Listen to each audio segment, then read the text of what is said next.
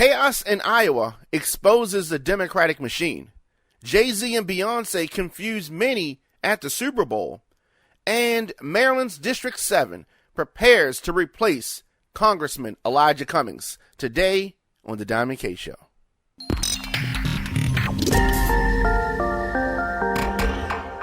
Welcome back. Episode 391 of The Diamond K Show. Reporting for the nation, I go by the name of Diamond K. Thank you for joining me.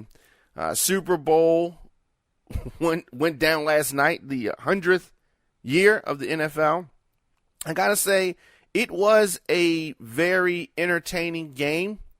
We're going to talk about that. Let's do this. Let's get that out the way now. All right, so Super Bowl went the way that I predicted. I predicted that Kansas City would win.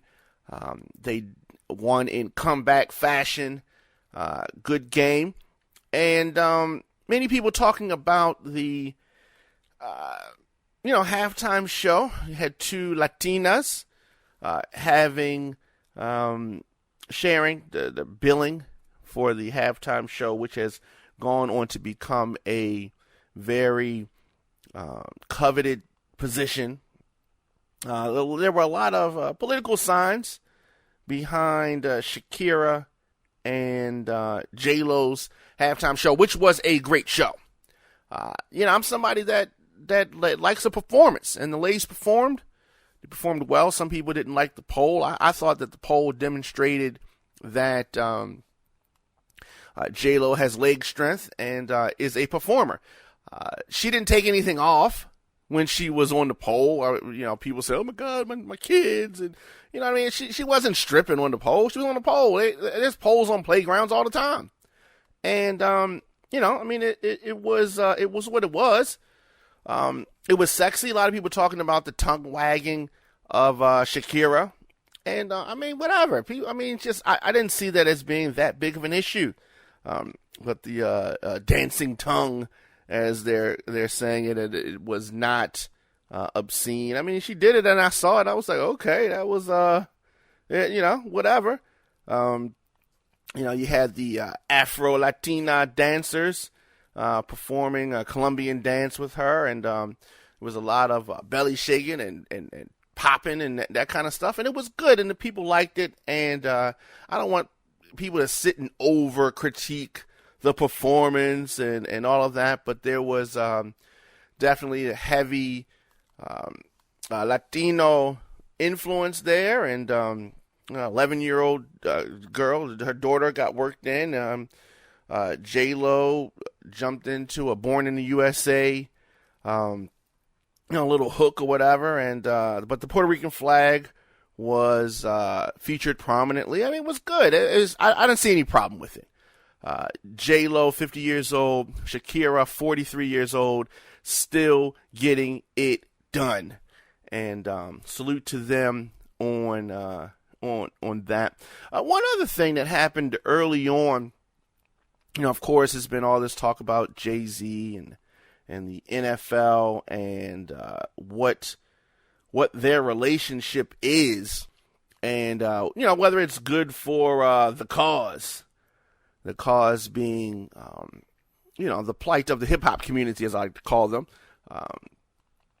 and Jay-Z being in position is a good thing.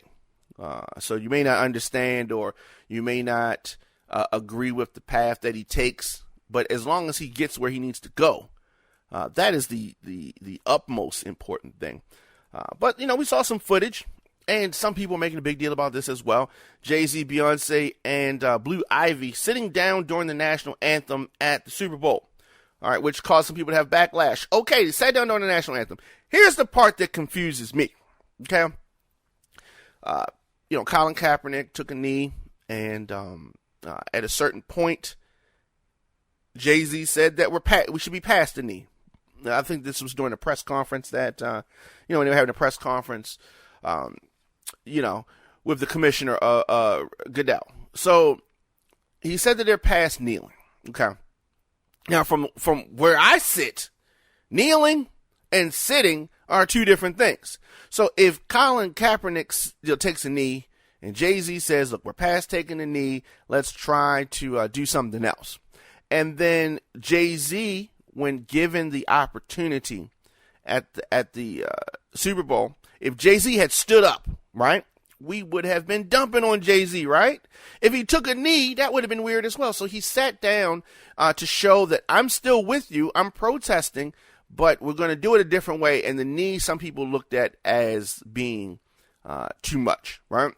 In school, there were some people in my class that did not stand for the national anthem. And people were fine with that. You don't want to stand? Cool. Some people stood, some people did not, right? So Jay-Z sat down during the national anthem. Colin Kaepernick hops on social media, and he posted a screenshot of the TMZ article which talked about them sitting down, which I don't have a problem with them sitting down, and no one should. It's not about the national anthem. It was a statement, right? It's not about the song itself, which the song is crap, but it's not about the song. It's a statement, right? And Kaepernick says, I thought we were past kneeling, though, okay? And, of course, as I said, this is in reference to what Jay-Z said. But he was not kneeling. Kneeling, I mean, I understand he's a football player, maybe taking some shots to the head, but kneeling and sitting are two different things, right? Right? It is. Just like a handshake and a hug. It's two different things, right? But anyway, Jay-Z has partnered with the NFL, and he took time to show where his mindset was. And I think that this shows that Jay-Z is a free thinker. Free thinker. But he was given backlash nonetheless. So some people confused about that. Not me. I see the bigger picture here. Definitely. You're listening to the Don McKay Show here on Radio on Fire. Your man Don McKay. I am here 7 p.m. As I said, you can hear us on YouTube, Facebook, Instagram, Stitcher Radio, and of course, Radio on Fire. Let's take a quick break, and we'll be back after this. Do you have a business, product, or event that you need to promote to men and women ages 23 to 44? If so, Radio on Fire can help you do it with one of our promo packages. Our broadcasts reach over 150,000 people per month. Sponsorship for one or all of our radio programs can include live mentions, social media posting, commercials, and more. Visit radioonfire.com/advertise to find out more about a promo package that fits your needs. Rates start as low as $50. If you want to reach men and women ages 23 to 44, log on now, radioonfire.com.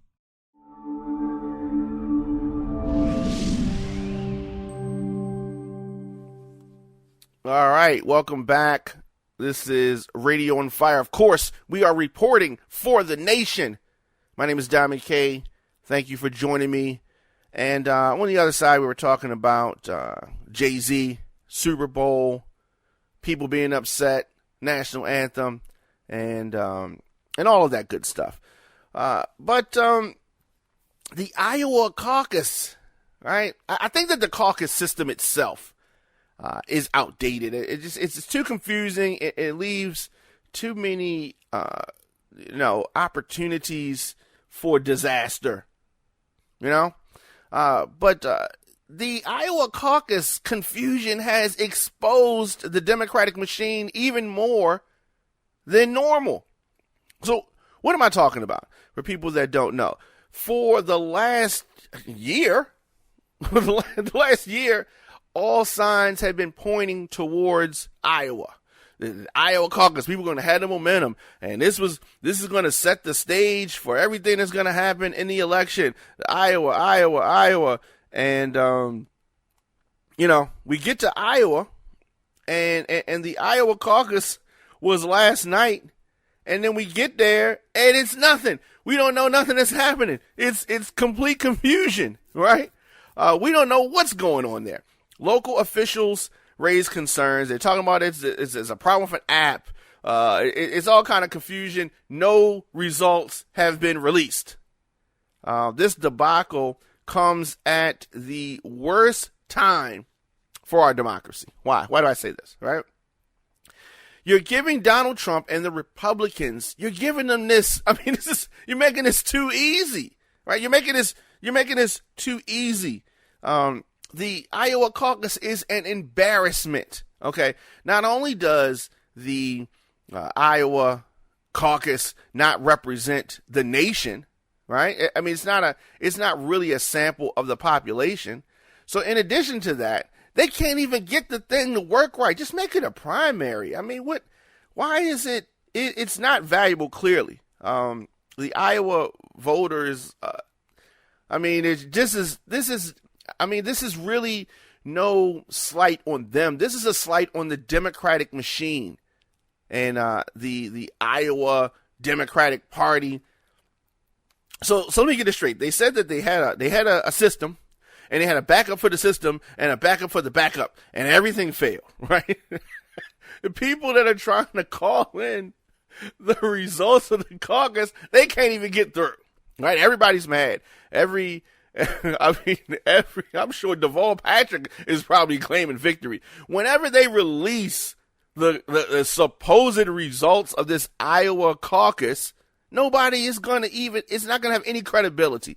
The whole lure that the Iowa caucus is going to throw somebody into some momentum, all that's down the drain. Whatever they put out, no one's going to believe it.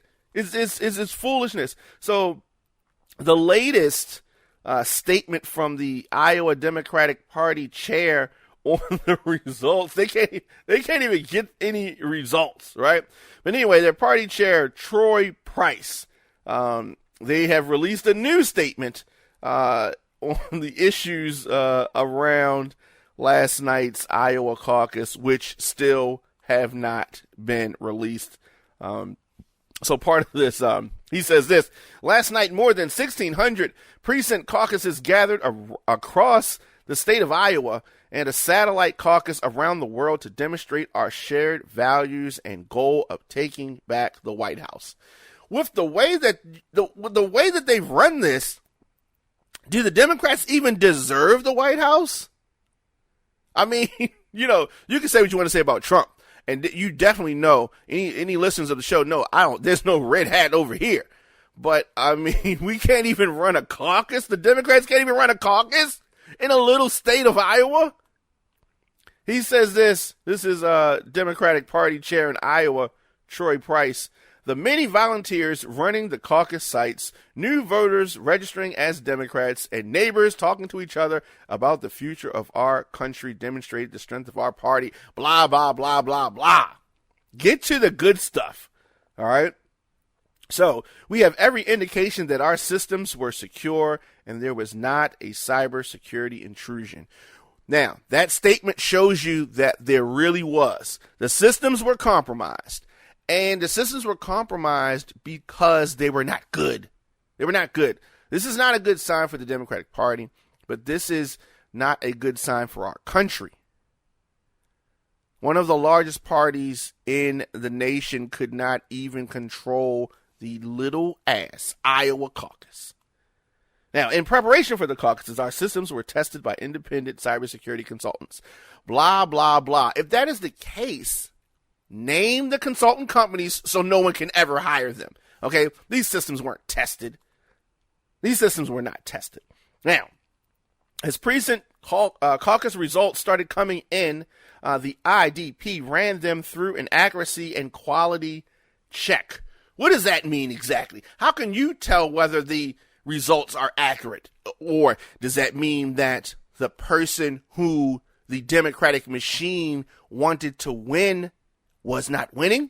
Does this mean that Bernie Sanders was really winning? And they say, oh my God, this ain't accurate. How could this be happening? Bernie Sanders can't be winning. You know what I mean? We had this rigged for, just once again, exposing the Democratic machine. So now they said they start some investigation. This investigation unfolded. IDP staff activated pre-planned backup measures and entered data manually. So that means that you entered the data manually. So you could enter it for the Democratic establishment choice. That's what that sounds like to me. And they continued, as part of our investigation, we determined with certainty that the underlying data collected via the app was sound. Well, where was the mysterious data that you concluded from your investigation was not accurate and you had to manually enter it? That wasn't what came from the app? Anyway, they claim that the app information was accurate and it was only reporting out partial data. This is not making sense. I thought you just said that it wasn't accurate, or then it was, and you had to enter it manually. Now you're saying it was accurate, but they only giving you part of the information. Now, we have determined that this was due to the coding issue in the reporting system. This issue was identified and fixed. The application's reporting did not impact the ability of the precinct's chairs to report the data accurate. Now they're talking in circles.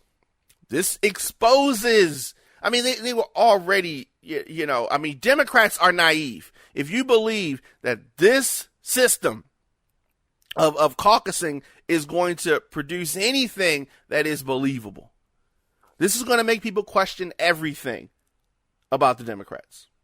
I mean, we should question all of it. Republicans as well. So because of the required paper documentation, we have been able to verify that the data recorded in the app and used to calculate the state delegate equivalence is valid and accurate, even though they said that it wasn't. Precinct levels results are still being reported. While our plan is to release results as soon as possible today, our ultimate goal is to ensure the integrity and accuracy of the process continues to be upheld. Well, that's out the window. You haven't done that. And let's listen to this statement again. I'm going to read this again. He said that while our plan is to release results as soon as possible today, that means that they're not coming out today. Okay? That means that they're not coming out today. This is a disgrace. This is a disgrace. This is incompetence at a level that we've probably never seen before. Yeah, the results are usually late, but this is ridiculous. This is ridiculous. Now, we have seen presidential elections that, results haven't been certified, all that kind of stuff. But this is a simple caucus, and they claimed to be prepared for this. But as you can see, the high and mighty, uppity Democrats continue to embarrass themselves, their country, their party, their voters, the candidates. It is a fiasco. It is a fiasco. This is no way to pick a nominee. Okay, if y'all can't even get this straight, there is no way that they can beat Donald Trump. No way. I mean, if you can't even figure out who your nominee is, right? It's still a million people running. They can't even figure out who the nominee is. When there's going to be so much animosity built up between the camps of these numerous nominees that they're not going to get behind whoever the eventual nominee is. There's going to be animosity. There's going to be sore feelings. There's going to be a lot of built up stuff. And then you're expecting these camps to get behind the eventual nominee. This is what happened with Hillary Clinton. And this is, I'm predicting, and I predicted it many months ago, this is the path to another Trump victory.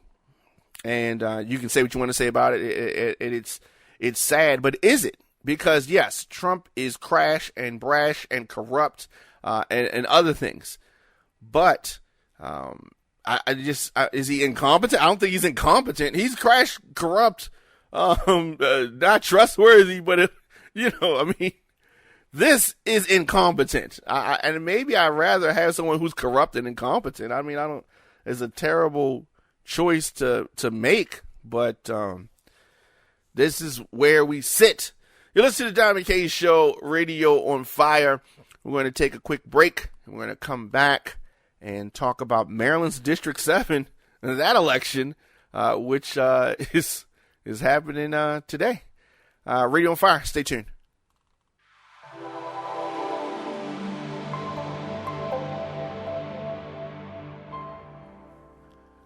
So, of course, on social media, at The Diamond K Show, at Radio on Fire, Instagram, Facebook, Twitter, LinkedIn. You can check me out there. Your man Diamond K back in here. Radio on Fire, The Diamond K Show.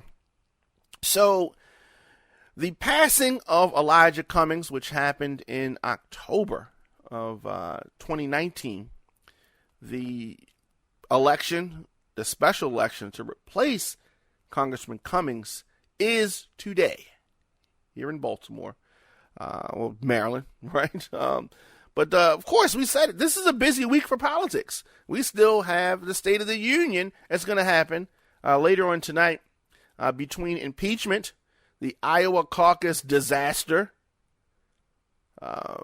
It's easy that people could potentially overlook the very important Maryland Congressional District 7 special primary, which is today. Now, if you're living in Maryland, you did not know if you're even in the district, so no need to worry. RadioOnFire.com, you can go there and plug in your address and find out if you are eligible to vote in the 7th.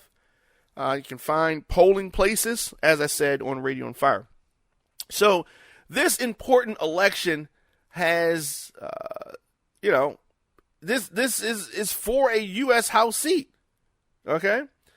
And it has drawn a very crowded field. 24 Democrats, 8 Republicans in this special primary to replace the late Congressman Elijah Cummings. So this has some front runners, which have been determined by Radio on Fire, and some polling. So Maya Rockmore Cummings, the widow of Elijah Cummings, right? She is a public policy consultant and a former Maryland Democratic Party chairwoman. Kwesi Mfume, the former head of the NAACP and one of 3 men who have held the seat in the past almost 50 years. Only 3 men have held that seat. 49 years to be exact. And the state senator and attorney Jill P. Carter. Finally, former staffer for Elijah Cummings, Harry Spikes. Now, 3 of these 4 top contenders spoke at Cummings' funeral, and they all said that they are the rightful heir. Everybody's claiming to be the rightful heir to Elijah Cummings.